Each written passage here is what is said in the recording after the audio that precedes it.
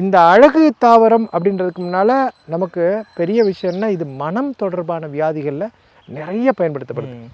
சித்த மருத்துவத்தில் இதோட பூக்கள் வந்து என்ன அப்படின்னா, பூக்கள் நல்ல குளிர்ச்சி உண்டாக்கி, அதனால் யாருக்கெல்லாம் தூக்கம் வரலையோ, நல்ல தூக்கம் வந்து பித்தம் தொடர்பான வியாதிகளால் தூக்கம் வரல அப்படின்ற விஷயத்தில் இவங்க என்ன பண்ணுறாங்க அப்படின்னா, நம்ம இந்த பூக்களை நிறைய சேகரித்து தலையணைக்கு அடியிலையோ அல்லது ஒரு மெல்லிய ஒரு 2-3 துணிகளை வச்சு தலைக்கு வைக்கிறதுக்கு கீழே வச்சு படுக்கும்போது என்னென்னா, அப்படி வந்து நமக்கு வந்து உறக்கத்தை வந்து அதிகப்படுத்துது, மனதையும் சமநிலைப்படுத்துது.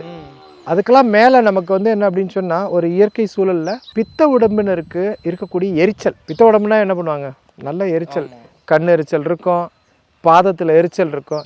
இந்த எரிச்சல் உணர்வு அப்படின்றத நீக்குவதற்கு நம்ம மருதாணிக்கு இணை மருதாணி தான். அதே போல் வந்து கால்களில் மருதாணி அரைச்சி கால்களில் தடும்போது என்னென்னா எரிச்சல் உணர்வு வந்து குறையுது.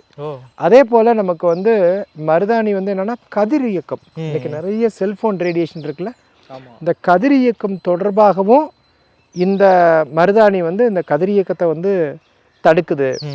நமக்கு இந்த யூவி ரேஸ்லாம் சொல்கிறாங்கல்ல, அதை வந்து நமக்கு வந்து ஃபில்டர் பண்ணுறதுலையும் செயல்படுதுன்றது இதோட அறிவியல் மூலக்கூறு லாசோனின் அப்படின்றாங்க. இதோட பொட்டானிக்கல் நேமு. நம்ம பார்த்தீங்கன்னா இது வந்து ஒரு புதர் செடி மாதிரி வளரும்.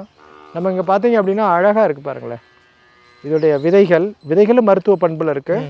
அதே போல் இதோட பூக்கள், இதோட இலை எல்லாமே வந்து இதோட வேர்பட்டை வரையும் வந்து எல்லாமே இதோடைய மருத்துவ பண்பு.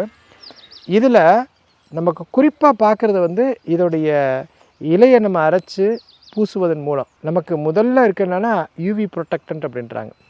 அதில் லாசோனின்னு ஒரு மூலக்கூறு இருக்கான். இன்றைக்கி இருக்க அறிவியல் இதில் இந்த எதெல்லாம் அழகு சாதன இண்டஸ்ட்ரி இருக்கோ, காஸ்மெட்டிக் இண்டஸ்ட்ரியிலையோ, அதில் அதிகமாக பயன்படுத்தப்படுவது வந்து அலோவேரா ஜெல்லு, அதே போல் லாசோனின், குறிப்பாக வந்து மருதாணி.